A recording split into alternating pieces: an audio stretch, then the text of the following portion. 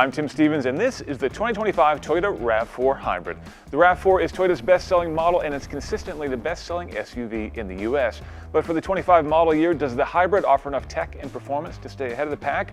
We're going to run you through all the numbers, then we'll give it the full Capital One review treatment to find out.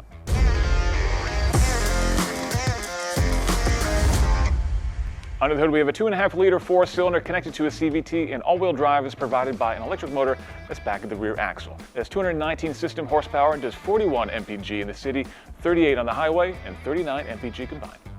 We have LED headlights up front with automatic high beams and 18-inch wheels and tires on all four sides. Out back, we have a power hands-free liftgate that exposes 37.5 cubic feet of storage behind the second row seats. Fold those down, that expands to 69.8 cubic feet of storage, and the RAV4 is rated for 1,750 pounds of towing. Inside the RAV4, we have seating for 5 heated front seats and a heated steering wheel as well. There's a 10.5-inch touchscreen here with integrated navigation and LTE connectivity as well. Or you can use your cell phone with wireless Android Auto or Apple CarPlay. All of your media plays through a JBL sound system. We have a digital rear view mirror, and overhead, a glass panoramic roof. Those are all the numbers. Let's take the RAV4 for a spin.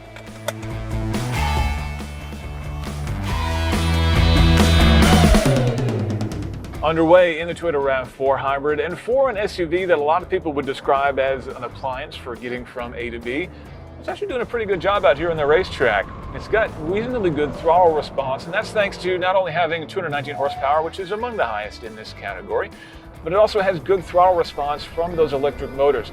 Now, it's worth pointing out this is not a plug-in hybrid SUV. You don't have to worry about plugging it in to get those fuel efficiency numbers, which are quite high, up to 41 mpg in the city.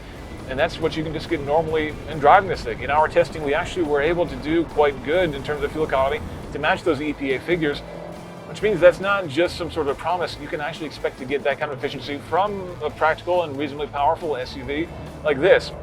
So I can toggle into a couple different drive modes, and I'm in sport mode right now, which means the CVT is trying to be as aggressive as it can, and I'm getting the sharpest throttle response as well.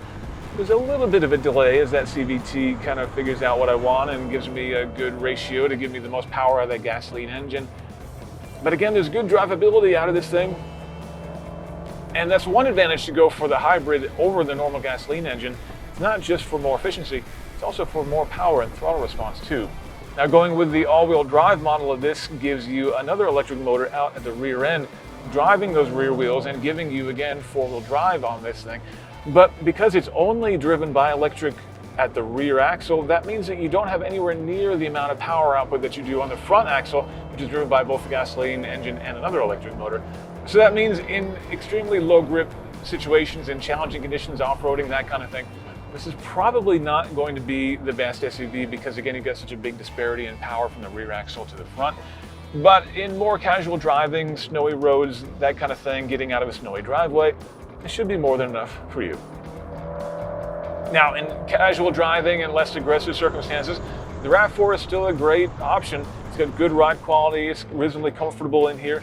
The brake pedal actually has really good feel as well, which is important for stop-and-go driving.